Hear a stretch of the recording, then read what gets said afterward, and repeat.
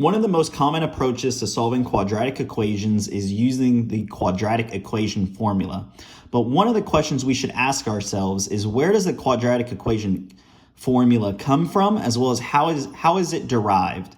And this is helpful in remembering the quadratic equation. If you're forgetful, you can just derive the equation yourself. And the first step to doing that is you can start with the standard form, which is ax squared plus bx plus c, which is equal to 0. By rearranging some terms, we can get the following expression: x squared plus b over ax, which is equal to negative c over a. And then the final step in determining the equation is completing the square. And so here's a little bit of a refresher on what the completing the square formula is. And ultimately, what we're trying to determine is this b over 2 term here.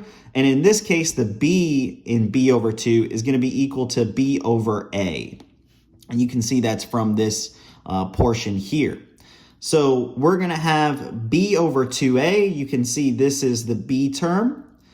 So b over 2, b over 2. And we're going to have that squared, which is going to equal b squared over 4ac. This is going to be the term that we add to the left-hand side of this expression as well as the right-hand side of this expression. And that's how we complete the square. The next step in completing the square is rearranging the terms to have the right side of the equation. So this left-hand side that we're seeing here is going to transition to this right-hand side that we're seeing here. So we have x plus b over 2a, all of that squared, which is going to equal b squared over 4ac minus c over a. In order to make the denominators the same, we're going to go ahead and multiply by 4a over 4a. And so now we're going to have this expression x plus b over 2a, all of that squared, which is equal to b squared minus 4ac, all of that over 4a squared, because we were able to combine the denominator.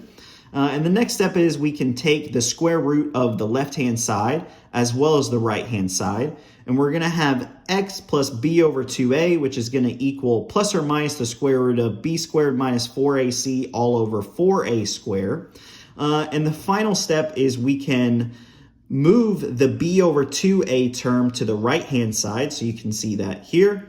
And then we can apply the square root expression to the right-hand term. So we're going to have square root of b squared minus 4ac all over 2a. And because the denominators of this term as well as the right-hand term are the same, we can put the entire top expression over the two